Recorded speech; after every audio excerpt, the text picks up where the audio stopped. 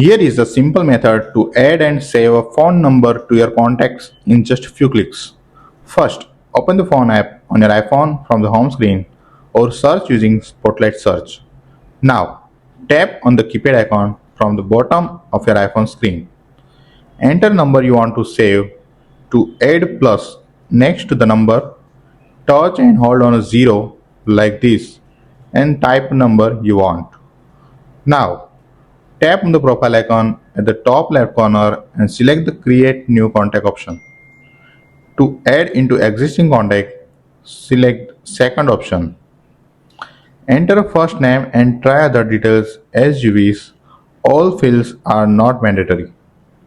Tap on the Done to save the number in your contact list. That's it. If you have questions and issues, then comment below. Please like, share, and subscribe to get the new tech guide for free.